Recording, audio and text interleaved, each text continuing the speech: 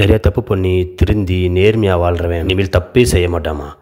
அவன் கூட சேர்ந்து வாழ்ந்தா உன் ஃபியூச்சர் நல்லா இருக்குன்னு என் பொண்ணுகிட்ட சொன்னேன். அவளும் சரின்னு சொல்லிட்டாடா. கிளம்புங்க சார்.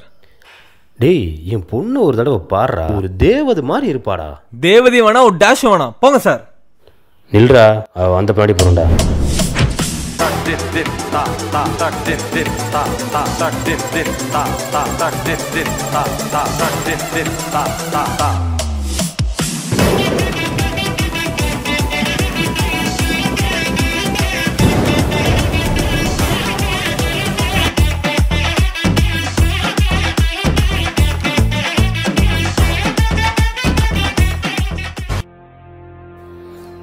என்னடா பழக்குது? பட்ட பகல அப்படிதான் குடிப்பேன். இப்ப என்ன உனக்கு? நீ திருந்திருப்பேனடா நினைச்சேன். என் பொண்ணை கொடுக்க நினைச்சேன்டா. உன் பொண்ணு வேணா, ஒண்ணு வேணா. நான் சொல்றேன்டா, சத்தியமா நீ திருந்தவே மாட்டடா.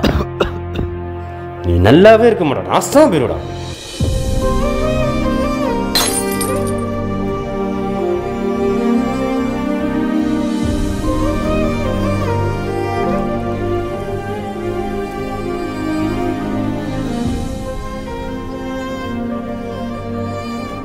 நீங்கள் சொல்லுங்கள் மாமா குட்டி. இன்னைக்கு என்னால் உங்கள் காலை அட்டன் பண்ண முடியாதுடா. எங்கள் அத்தையும் பேர் ஃபேமிலியோட ஊர்லேருந்து வராராம். அவர் எங்கேயாச்சும் வெளியே கூட்டிகிட்டு போயிட்டுவான்னு எங்கள் அப்பா சொல்லிகிட்டே இருக்காரா. ஒரு நாள் தானே பேபி, பல்ல கடிச்சு போயிட்டு வா.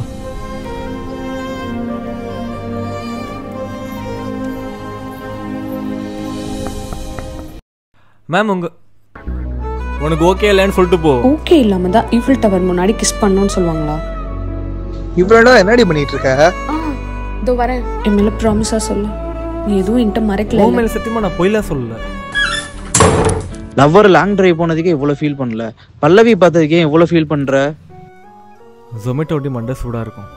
தூரத்துல நான் சிரிட்டு பற்ற வைப்பான், அடிக்கணும்னு தோணும். ஆனால் அவள் அடிக்கக்கூடாதுன்னு சொன்ன ஒரே காரணத்துக்காக நேற்று வரைக்கும் சீட் அடிக்காமல் இருந்தேன்டா. நான் என்னதான் பொய் சொல்லியிருந்தாலும் அவனே ட்ரூவாக தான் நான் லவ் பண்ணா. நீ சர்ப்ரைஸ் பண்ண ஏர்போர்ட்லாம் வந்தா, அன்றைக்கி ஏர்போர்ட்டில் அவள் தலைமையில் அடித்து சத்தியம் பண்ணாமல் இருந்திருக்கலாம். நான் அவளை ஏமாத்திடக்கூடாது. பண்றதெல்லாம் நீ பண்ணிட்டு இப்போ ஃபீல் பண்ணி அதே அப்புறம் தூக்கி மொத்த பள்ளி ஏன் மேல போடுற? கோல்ட் மெடலிஸ்டா நல்லவனா இருந்தா டி ராகவன பொய் மேல பொய் பேச வச்சு டிராகனா மாத்தினானே அந்த மேல இருக்க ஒருத்தன். அவன் தானே அதுக்கு காரணம்.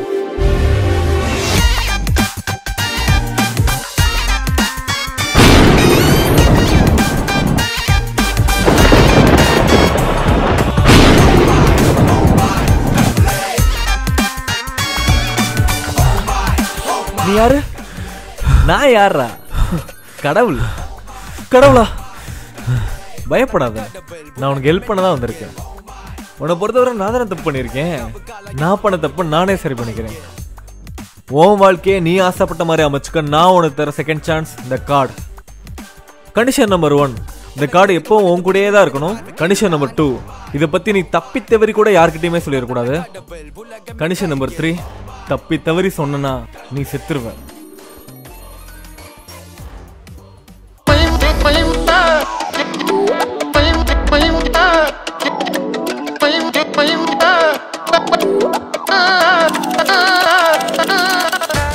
என்னடா ஆச்சு திடீர்னு? ஏன்டா சந்தோஷமா இருக்க?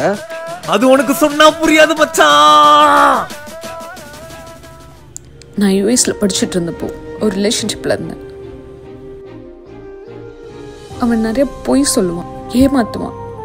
அதனால தான் நான் அதை பிரேக் பண்ணேன். ஆனால் உன்னை ஃபர்ஸ்ட் டைம் மீட் பண்ணப்போ நீ ரொம்ப உண்மையாக இருந்த.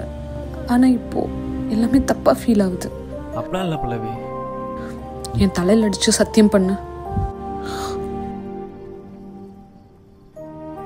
நான் உங்க அப்பா மாதிரி உழைச்சி மேலே வந்திருந்தேன்னா பல்லவி உனக்கு என்ன பிடிச்சது? நான் ஃப்ராடு பண்ணி தான் பல்லவி மேலே வந்தேன்.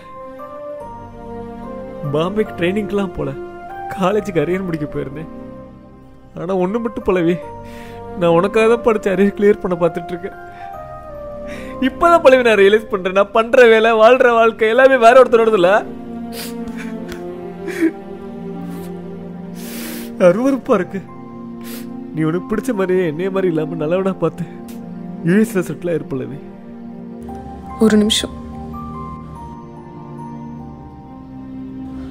என்னோட பாஸ்ட் ரிலேஷன்ஷிப்பில் நிறைய பொய்னால தான் பிரேக் பண்ணேன்.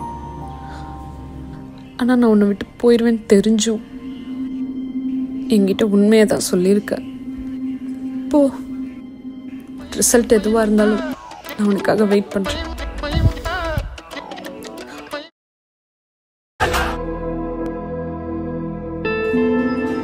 கூகுளில் கிடச்ச வேலை போயிடுச்சுண்ணா. ஒரு அடுத்த செமஸ்டரில் அதை கிளியர் பண்ணிக்கலாம். ஹிஸ்ட்ரி ஆஃப் அரியர்ஸ் இருக்கக்கூடாது நாங்கள் வேலைக்கு சார். எனக்கும் மற்றவங்கள மாதிரி காலேஜில் ஜாலியாக இருக்கணும், கிளாஸை கட் அடிக்கணும், ஏன் லவ் பண்ணணும் கூட தோணும். அப்படி கஷ்டப்பட்டு வாங்கின வேலை யாரோ பண்ண தப்புனாலும் கைவிட்டு போக நினைக்கிறப்ப தாங்கிக்க முடியலண்ணா. என்னடா சொல்ற? படிக்கிற தவிர வேற என்னன்னா தப்பு பண்ணேன் நான். அப்போ எவ்வளோதான் கஷ்டப்பட்டாலும் என் லைஃப்லாம் மாறவே மாறாதுல்ல.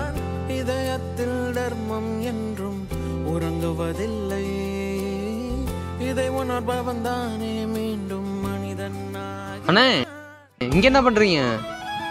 சும்மா தான்டா. நீங்க கிளம்பிட்ட? கூகுளில் வேலை கிடைச்சிருச்சுண்ணே. வேலை கிடைச்சிருச்சா?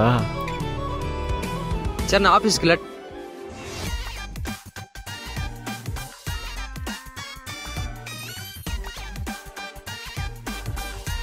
பல்லவி கூட சேரதானே செகண்ட் சான்ஸ் கொடுத்தேன். இங்கே என்ன பண்ணிட்டு இருக்க? அவனுக்கு எப்படி வேலை கிடச்சிச்சு? ஆமாம், என்னத்துக்கு நீ ஜெயிலில் இருக்கணுமே, எங்கே என்ன பண்ணிட்டு இருக்க? நான் உண்மையாக சொல்லிட்டு ஜெயிலுக்கு போனதுக்கப்புறம் தான் தெரிஞ்சு. ஜெயிலுக்கு போனதுக்கப்புறம் இந்த சொசைட்டி ஒருத்தனை எப்படி நடத்துன்றது. நான் ஜெயிலுக்கு போயிட்டு வந்ததுக்கப்புறம் ஏன் நான் ஜெயிலுக்கு போயிட்டு வந்தேன்னு ஆயிடுச்சு. எவனை பார்த்தாலும் இவன் ஜெயிலுக்கு போயிட்டு வந்ததானே குத்தி குத்தி கட்டியிருந்தாங்க. நான் ஏர்போர்ட்லேருந்து தூங்காமல் கார் ஓட்டுறதுனால தானே எக்ஸாமில் மயக்கம் போட்டு ஃப்ராடு பண்ணி இவனுக்கு கிடைக்க வேண்டிய வேலை எனக்கு கிடச்சிச்சு. அதனால தான் அதில் ஒரு சின்ன சேஞ்ச் பண்ணேன். என்னடா பண்ணி தொலைஞ்சா? டேய் கார் ஓட்டுறா. எனக்கு கார் ஓட்ட தெரியாது. அன்பு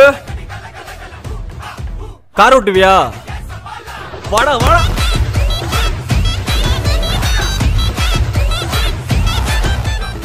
அந்த டைம்ல நான் ஜெயிலுக்கு போயிட்டு வந்ததுக்கப்புறம் நான் பார்த்துருந்த வேலை இன்னொருத்தனுக்கு கிடச்சிச்சு. அவன் ரொம்ப சந்தோஷமா இருந்தான். ஆனால் கொஞ்ச நாள் முன்னாடி அவனை ரோட்டில் யதார்த்தமாக இப்போ பார்த்தேன். பார்க்கவே ரொம்ப பாவமாக இருந்தான். நான் அந்த டைம்ல என்ன மாத்திரனால தான் அவன் வேலை இல்லாமல் இப்போ கஷ்டப்பட்டு இருக்கான். நான் என்னதான் இந்த டைம்ல நேர்மையாக படிச்சு இந்த வேலையை வாங்கியிருந்தாலும் எனக்கு அது கில்ட்டியாக இருந்துச்சு. அதான் நானே அந்த வேலையை விட்டுட்டு அவனுக்கு ரெஃபர் பண்ணி அந்த வேலையை வாங்கி கொடுத்தேன். யாருக்கு அந்த வேலையை வாங்கி கொடுத்தா? ராம்போ. ராம்போவா? ஸ்கூல்ல 3 சப்ஜெக்ட்ல ஃபெயிலு. சிறுட்டு அடிப்பேடா ஸ்கூல் படிக்கும்போது. இப்போ இப்படிரா? அப்போல்லாம் ஸ்கூல் படிக்கும்போது ஒன்று நான் ரொம்ப கிண்டல் பண்ணுவேன். யாரா ஆவேன் பல மாதிரின்னு. ஆனால் காலேஜில் சீட்டு கிடைக்காம அசிங்கப்பட்டப்போ தான் ரியாலிட்டி ஹிட் ஆச்சு. நான் அசிங்கப்பட்ட அதே காலேஜில் டாப்பர் ஆனேன். டாப்பர் ஆகி பிளேஸ்மெண்ட்னு செலக்ட் ஆனேன். கடைசி நேரத்தில் எனக்கு கிடைக்க வேண்டிய வேலை இன்னொருத்தனுக்கு போயிடுச்சு. நீ வேணா பாரு, இன்னும் ஒரு வாரத்தில் உனக்கு வேலை கிடைக்கும். பல்லவி உங்ககிட்ட ஒன்று சொல்லணும். நானும் உங்ககிட்ட ஒன்று சொல்லணும். இந்த வேலையை நான் ஃப்ராட் பண்ணி தானே வாங்கினேன்னு சொன்னேன். இந்த வேலையை நான் விட போகிறேன். வேலை கிடைக்கிற வரைக்கும் ஜொமேட்டோ ஓட்டலான் இருக்கேன். நீ இதை சொல்லணும்னு சொன்னீங்க. இன்னைக்கு என்ன பொண்ணு பார்க்க வந்தாங்க. இன்னைக்கு பொண்ணு பார்க்க வந்தாங்க.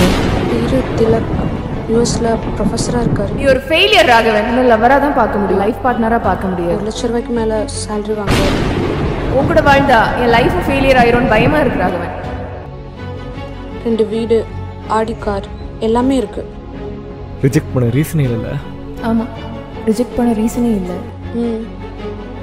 ரிஜெக்ட் பண்ண ரீசனே இல்லை. அதான் யோசிச்சு சொல்கிறேன்னு சொல்லியிருக்கேன். ஆனாலும் ரிஜெக்ட் பண்ணிட்டேன் உனக்காக. எனக்காக? எவ்வளோ வெல் செட்டில்டாக இருந்தாலும் உன் அளவுக்கு ஹானஸ்டி இருக்குமான்னு தெரில.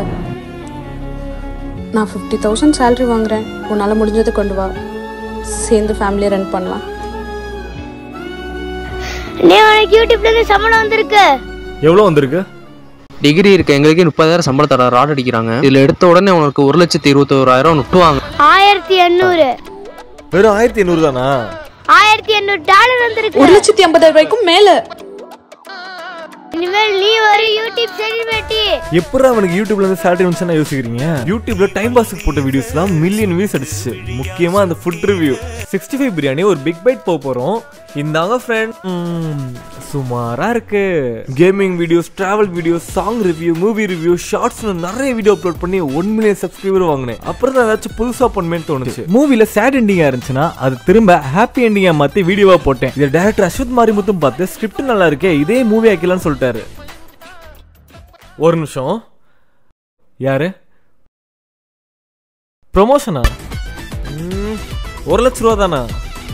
1.5 லட்ச ரூபா இருந்தா பண்ணுவீங்க.